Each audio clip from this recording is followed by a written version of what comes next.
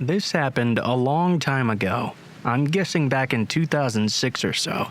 I can't have been much older than 4 years old at the time, yet I vividly remember the fear I felt during this encounter. It was an early summer morning and the sun was already up, but very few people were out. In fact, the streets were practically dead that morning. My mom decided to take my sister, only 1 year old and seated in a stroller, and I to throw away some garbage at the garbage station. I might add that the garbage station was kind of secluded from nearby houses, bordering one of those deep, dark forests of eastern Sweden. Since I was only 4 years old when this happened, the memories from that incident have faded a lot. However, my mom clearly remembers all of it. She says that upon entering the garbage station, she immediately got an eerie feeling of being watched. I remember that distinct feeling too, feeling creeped out even though I couldn't tell why I was scared. I guess because I was a child, I could sense my mom's fear. Walking along that secluded garbage station, my mom suddenly stopped out of nowhere and told me this: "Hold on to the stroller as hard as you can and don't let go, no matter what." That's the most vivid memory I have of this event, and I don't think I'll ever forget the way she said those words. I know I'll at least never forget how they made me feel. It was as if my blood had instantly turned to ice. I just froze. My mom sounded so stern, but even a toddler can sense when someone's scared shitless, and my mom was definitely afraid of something. The rest is kind of a blur. I can't really remember that much apart from the aforementioned, so I'll let the rest of this story be told from the perspective of my mother. This is the recollection of her experience, recalled to the best of my abilities but written in my own words. Not far from where we were standing, a truck was parked with a man seated in the front seat. Nothing too unusual. A lot of truck drivers stopped to rest by the side of the road. But this man was just staring at the three of us. He would not stop staring. He gazed right at me, examining my body with the determined gaze of a predator, gluing the three of us in his sight. I could see on his face that he seemed to be pleased by the fear he had instilled in us. And his eyes, they were something else, almost as if they didn't belong to a human being, but a predator on the savannah or something. I felt like I was prey stuck in the claw of a lion. I just couldn't move. That's when he smiled at me. I remember that dead smile and those cold, calculating eyes, the way he licked his lips, almost as if to say, "I could kill you if I wanted to."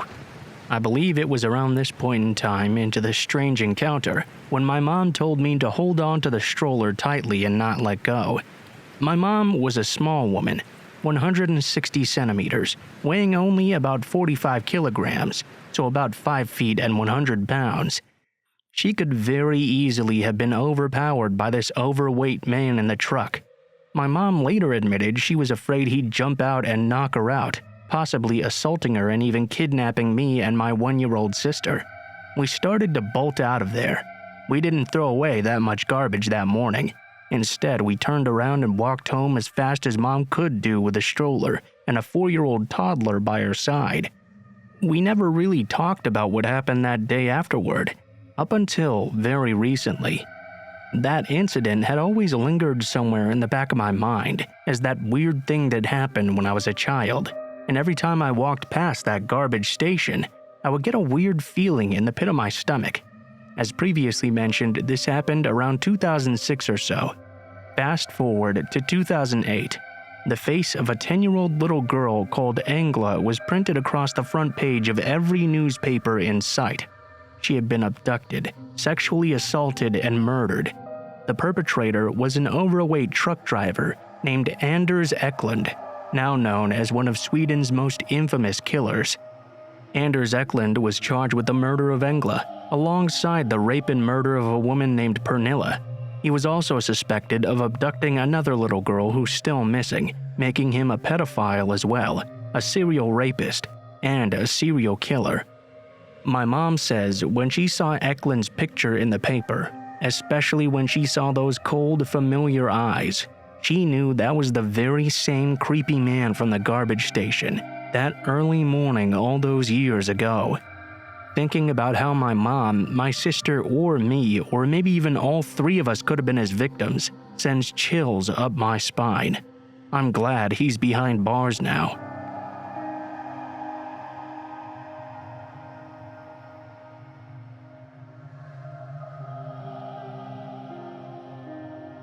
When I was in my early 20s and living in Chicago, I wasn't making very much money.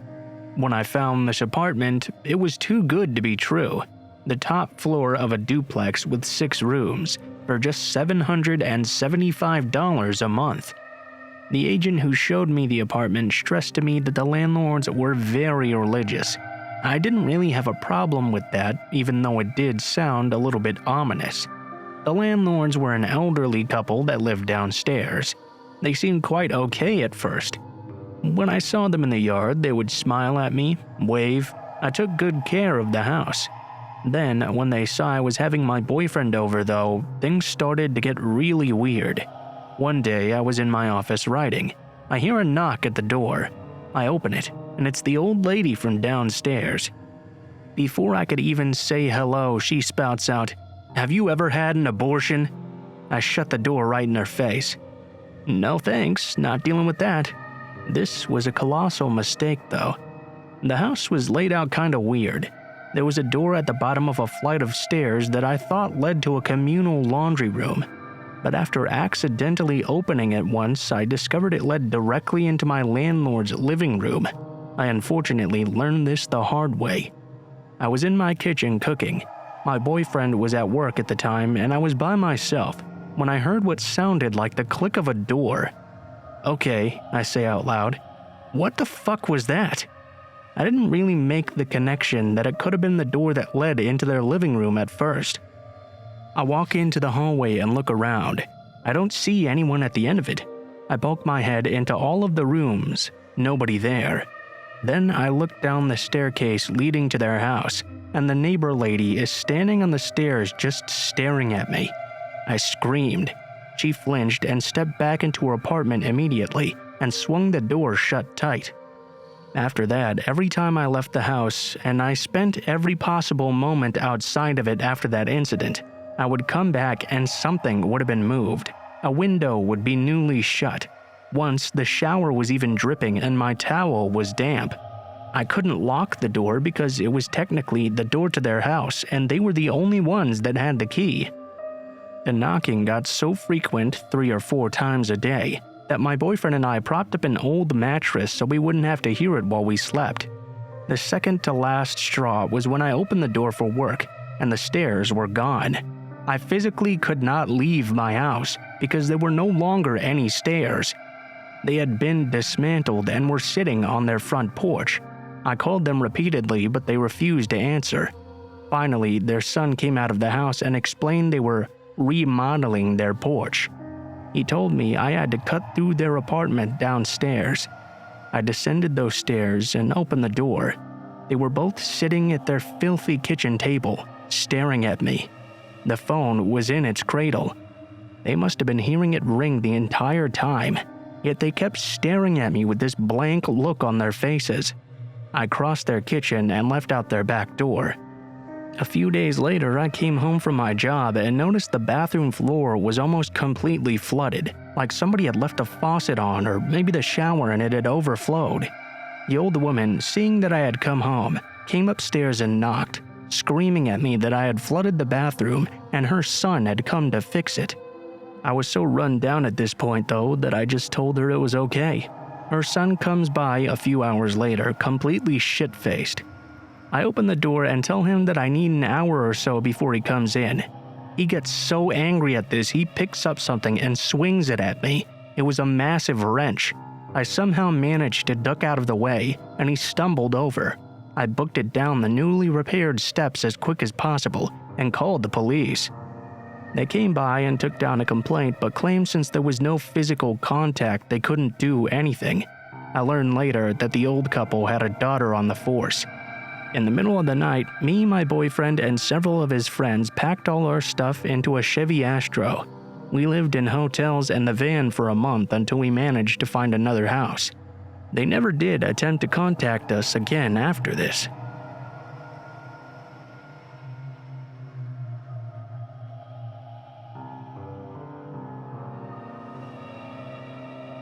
When I was about 12 or so, my great-uncle John came from Ukraine to visit us in Canada.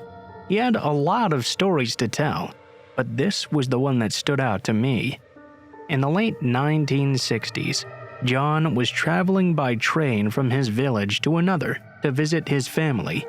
He had to change trains at one point and was dropped off at what amounted to a platform in a small hut, right in the middle of nowhere. There was no one else at the station, and other than a dirt road that led off into the surrounding woods, there was nothing there either. He waited for quite some time, but no train ever came. It was winter and getting colder and darker as well, just about the time he started worrying about a place to stay and some food to eat. An old woman appeared out of the twilight. She asked him if he was there waiting for such and such train, and when he said that he was, she said that it wouldn't be coming along until the following day. She asked if he needed a bed for the night, and offered him a warm meal and a room at her house, which she said was only about an hour's walk from the station. Lodging with locals was more or less the standard when traveling in this part of the USSR, and Great Uncle John wasn't looking forward to a hungry night on a cold platform, so he was all too glad to accept her offer. He took his suitcase, and they set off together down that dark road into the forest. It was more than an hour away, more like 2, and by the time they arrived at the woman's small 2-story house, John was obviously very tired and hungry. They went inside, and the woman lit some oil lamps and warmed up some borscht for them. It was the first time John was able to see the woman clearly. He was a bit startled to realize who he had thought was an old woman was actually a man. Not wanting to pry and too tired to really care, John finished up his soup and asked where he would be sleeping. The old woman led him up the stairs to a tiny room with a small window that contained a single bed and nothing else. He thanked her and said goodnight, and she closed the door. Then she locked it, leaving him completely in the dark. Somewhat creeped out by this, John called out to her, but she didn't answer, and he heard nothing else either. Figuring he would deal with it in the morning, and that she had probably done it by mistake, John set his suitcase down and laid on the bed, deciding to make the best of things and get to sleep. Before he could fall asleep though, he felt the urgent need to pee and got out of bed, hoping to find a chamber pot or anything he could pee into. He got on his hands and knees and began to feel under the bed in the darkness, thinking that's where the pot would be if there was one. Instead, what he found was a dead body. "Nope," Great Uncle John said, and went right to the window to see if he could exit the room that way, but the window had been nailed shut. He knew that if he remained in that room, he would likely be a dead man. But if he broke the window and tried to get out that way, there was a good chance that this old woman, and who knows who else was there, would hear him and come into the room before he could manage to get away. So he did the only thing he could think to do. He pulled the body out from under the bed, heaved it onto the mattress, and covered it with the blanket. Then he hid under the bed where the body was and waited. Sure enough, only a half hour later, he heard heavy footsteps slowly coming up the stairs, then moving toward the room. The lock clicked and the knob turned slowly. In the gloom, John saw someone move toward the bed. Then he heard several terrific and sickening thuds. The person had bashed the body on the bed with a large crowbar, which they then dropped onto the floor right in front of John. There was silence. Then the person left the room, and the door was shut again. The footsteps went down the stairs, and then there was silence once more. John moved out from under the bed, took the crowbar, and was able to slowly pry the window open. He didn't say, but I imagine he was shitting bricks the entire time. When the window was finally up enough, he threw his suitcase out and dove through himself, not caring what was below him, only worried about who was behind.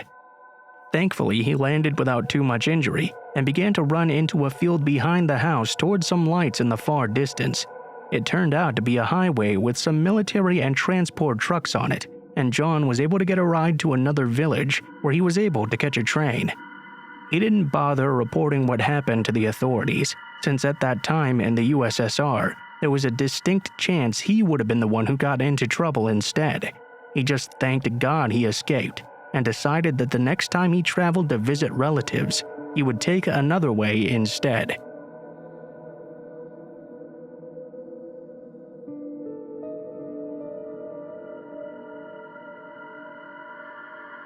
When I was younger, it was just me, my mom, and my younger brother, up until I was 14 years old. Every day except the weekends, my mom would drive about 30 minutes away taking care of this family with 4 kids, from 10 in the morning until 4 in the afternoon. Then, at 5, she would sometimes do a night shift at a diner, a little bit further away from that. My brother and I were homeschooled and had tutors come in 3 days a week for 4 hours every time, so we were mostly home alone, unsupervised. Our closest neighbors were about a half a mile away, and no cars really ever passed us by. The most I had ever counted in a single day was 5, I think. We lived in a really old, shitty and small house, and we had 3 dogs at the time. 2 German Shepherds and a Belgian Malinois.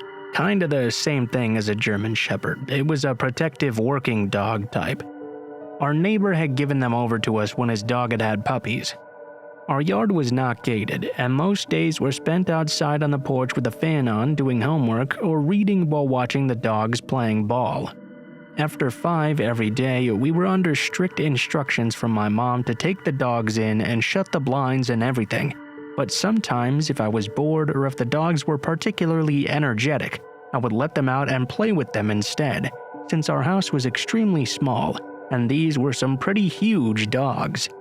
One day that I knew my mom was working the night shift, my brother and I decided to play with the dogs, so he ran outside to grab the fetch toys for them.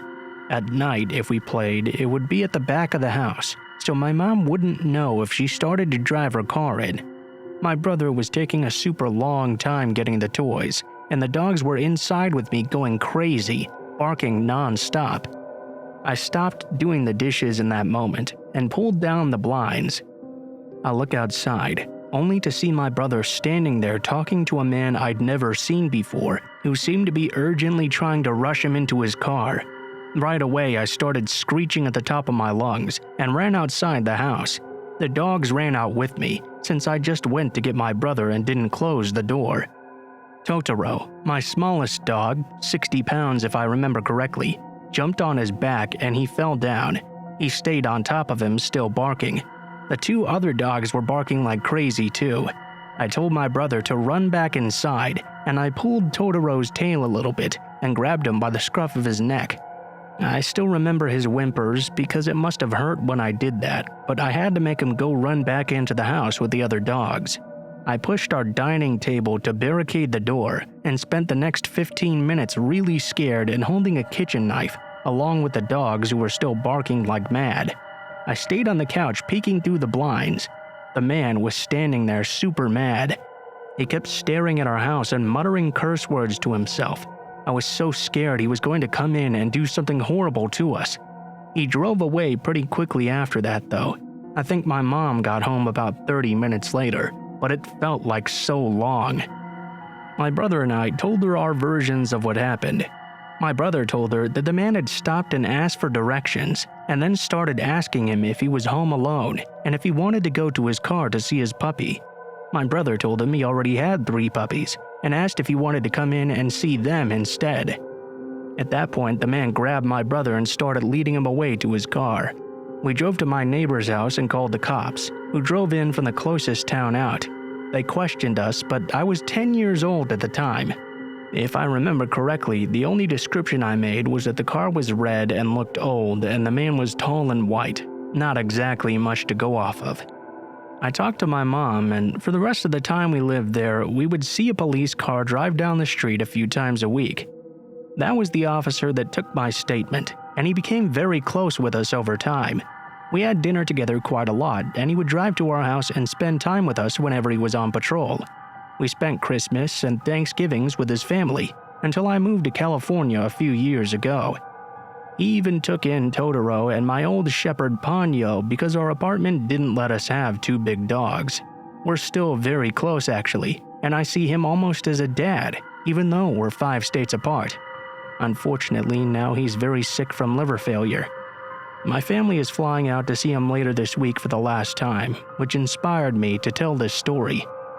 So I guess, to the guy who tried to kidnap my brother, I have to thank you for introducing me to the most loving and important person in my life. I can't imagine the person I would be if I had never met him.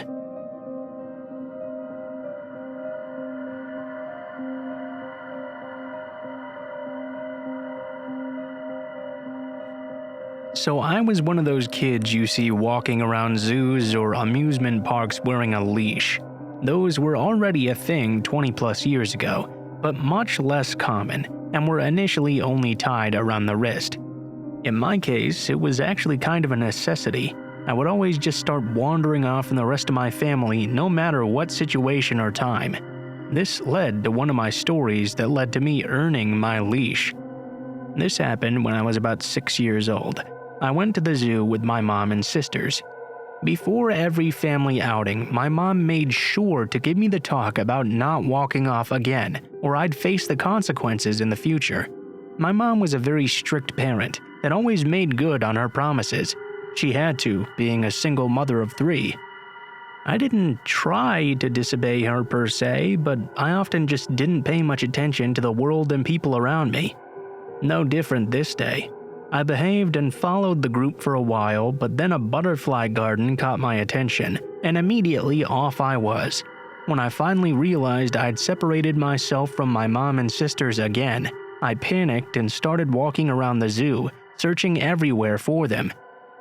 I was more afraid of what my mom's reaction would be than anything else. After a while, I somehow got it into my head that if I could just walk out, find our car, and wait there, my family would eventually find me no matter what. So that's what I tried to do. But of course, being a child, I got lost within just a couple of minutes, walking around a strange neighborhood looking for either our car or the way back to the zoo. Nothing was familiar at all, and I was crying non-stop. My mom was gonna be so furious. But then this man came right up to me, just a normal-looking 40-year-old man, asking me if I was lost and why I was crying. I explained that I'd lost my family when we were visiting the zoo, and I was now looking for the way back.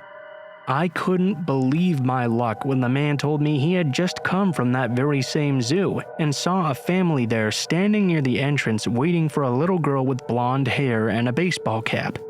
It was still a few blocks away though, so he proposed I walk with him to his car, and he could drive me the rest of the way back. Just the mention of his car finally made me hesitate.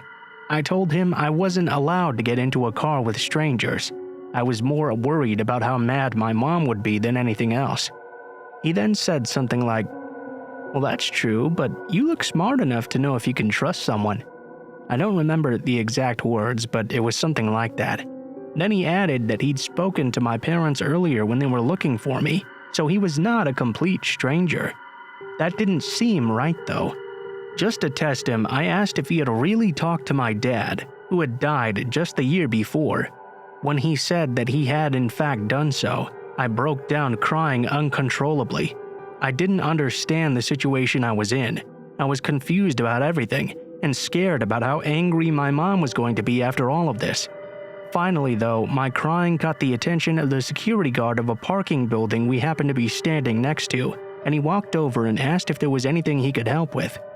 The guy stepped aside with the security guard and started explaining the situation, but he said he was my father and that we were looking for his wife. The security guard seemed to believe him at first, pointing us in the right direction toward the zoo. The man thanks the security guard and proceeds to take my hand and start walking away. The security guard takes one last look at me and walks over to ask me in a comforting, friendly adult-to-child kind of way why I was still crying. I told him my dad was dead. He looked really confused for a few seconds, then asked if this man was really my father. I tell him again, "No, my dad is dead." In a split second, his whole face and posture changed. He turned to look at the guy, who was trying to explain now that he'd never actually said he was my dad per se. The security guard must have just misunderstood him. He was just helping me to find my mom. The security guard placed me behind him and said he appreciated the man's help, but he would be taking me off his hands now. The man immediately fled. I don't really think there was much else the security guard could have done in that situation. I explained the whole thing, and after making a quick phone call, he walked me to the entrance of the zoo, which was just around the corner from the building. From there, we were brought to the security's office, where my mom and sisters were already waiting. I feel extremely lucky for the security guard being in the right place at the right time of day, and very grateful for the extra second of time he took to verify that could have made all the difference.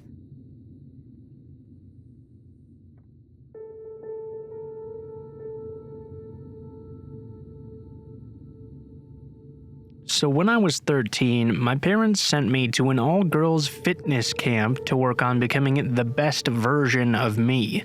Well, let's be honest here. It was a fat camp, and it was as horrible as you can possibly imagine. Bad food, all-day exercise, god-awful counselors. The camp took place on a college campus, where they had us sleeping in dorms of 2 girls per room. I had high hopes, though, that it wouldn't be a complete waste of a summer, as my roommate seemed like a great girl. Let's call her Mary. We had similar interests, the same style. It seemed like a perfect match.